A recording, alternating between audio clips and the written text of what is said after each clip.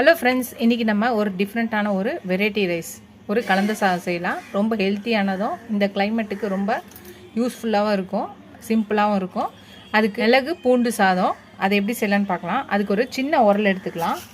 அதில் மிளகு ஒரு ஸ்பூன் போட்டுக்கலாம், சீரகம் ஒரு ஸ்பூன் போட்டுக்கலாம். இப்போ இது ரெண்டுத்தையும் நல்லா இடித்து வச்சுக்கலாம். இதை இடிச்சாச்சு. இது ஒரு பவுலில் போட்டு வச்சுக்கலாம். இப்போ ஒரு கடாயையோ பேனை எடுத்துக்கலாம். அதில் கொஞ்சம் எண்ணெய், ஒரு ஸ்பூன் நெய் போட்டுக்கலாம்.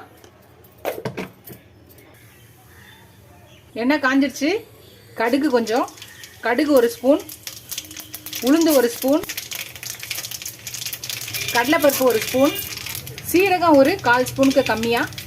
இப்போ வெட்டி வச்ச பூண்டு பற்கள் ஒரு கையளவு எடுத்து பொடியாக நறுக்கி வச்சுருக்கேன், போட்டுக்கலாம். இதோட ஒரு பெரிய 2 வெங்காயம் அரைஞ்சிருக்கேன், அதையும் போட்டுக்கலாம். வெட்டி வச்சுருக்கேன் ஒரு 3 பச்சை மிளகாய், அதையும் போட்டுக்கலாம். இப்போ இதை நல்லா வதக்கிக்கலாம். கொஞ்சோண்டு கருவேப்பிலை போட்டுக்கிறேன்.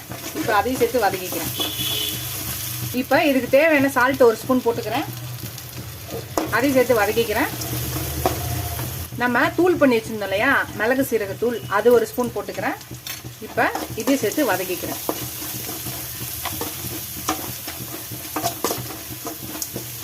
வதக்கியாச்சு.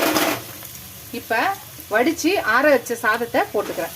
அவங்கவுங்களுக்கு எவ்வளோ அளவு தேவையோ அதுக்கேற்ற ரைஸ் போட்டுக்கலாம். இப்போ அதையும் சேர்த்து வதக்கிக்கிறேன். எல்லாத்தையும் கலந்தாச்சு. இப்போ நம்ம மீதி தூள் பண்ணி வச்சுருக்க மிளகு தூளை போட்டுக்கலாம்.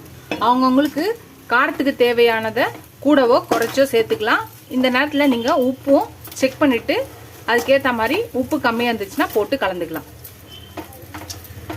இப்போ நெய்யில் கொஞ்சம் முந்திரி வறுத்து வச்சுருக்கேன். நீங்கள் இந்த ஸ்டேஜ்லேயும் போடலாம். முந்திரி வேணுன்றவங்க போடலாம், வேணான்றவங்க ஸ்கிப் பண்ணிக்கலாம். இல்லை இந்த டைமில் இல்லைனாலும் நீங்கள் தாளிக்கும் போது அப்போ முந்திரியை சேர்த்து நீங்கள் கலந்துக்கலாம். அவ்வளோதான், நம்மளோட பூண்டு மிளகு சாதம் ரெடி ஆயிடுச்சு.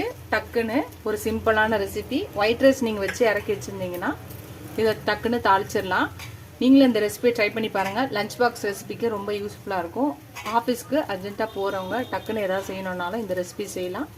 இப்போ இருக்க கிளைமேட்டுக்கு இது ரொம்ப ஹெல்ப்ஃபுல்லாக இருக்கும், யூஸ்ஃபுல்லாக இருக்கும். மிளகு கோல்டு காஃபி எல்லாத்துக்குமே இது ரொம்ப நல்லதாக இருக்கும் உடம்புக்கு. நீங்களும் ட்ரை பண்ணி பார்த்து எப்படி இருக்குன்னு சொல்லுங்கள். ஃபஸ்ட் டைம் என் சேனலை பார்க்குறவங்க சப்ஸ்கிரைப் பண்ணிட்டு பாருங்கள். ஃபுல் வீடியோ பாருங்கள். உங்கள் ஃப்ரெண்ட்ஸ்க்கு இந்த சேனலை ஷேர் பண்ணி சப்ஸ்கிரைப் பண்ண சொல்லுங்கள்.